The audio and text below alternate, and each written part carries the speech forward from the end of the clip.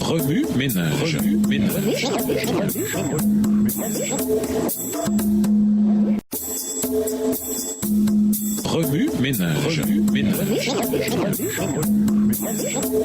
Bienvenue dans votre émission Remue ménage. Nous voilà à la leçon de mercredi. Tenir la désunion à distance.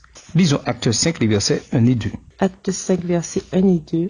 Mais un homme nommé Ananias, avec Saphira sa femme, vendit une propriété et retint une partie du prix, sa femme le sachant. Puis il apporta le reste et le déposa aux pieds des apôtres. Aujourd'hui, la plupart des églises souffrent de la maladie de la désunion. On voit couramment des églises se scinder en factions, des membres d'églises se quereller, ainsi qu'un leadership en proie à la division. Cependant, pour chaque maladie, il existe une mesure de prévention.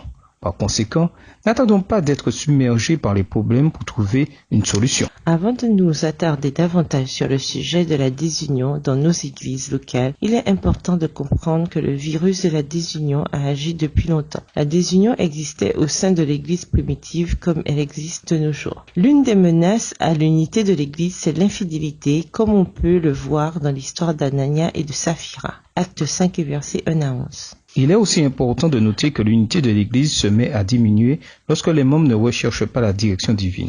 L'unité n'est pas synonyme d'uniformité. Nul besoin d'être de la même race, de la même tribu ou du même niveau d'éducation pour maintenir l'unité.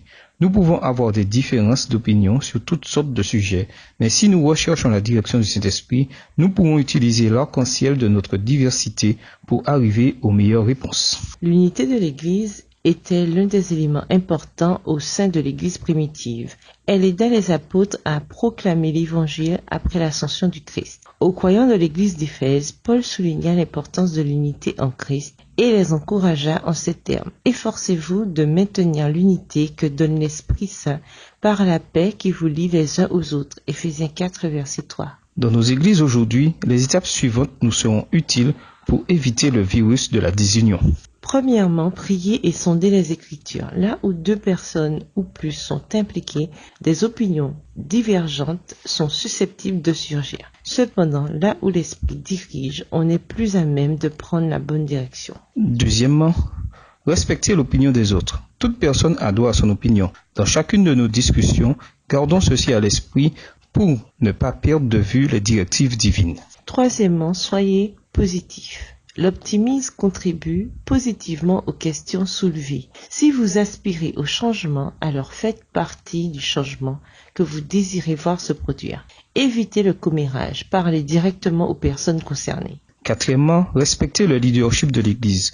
Soutenez le leadership de l'Église pour l'avancement de la mission de l'Église.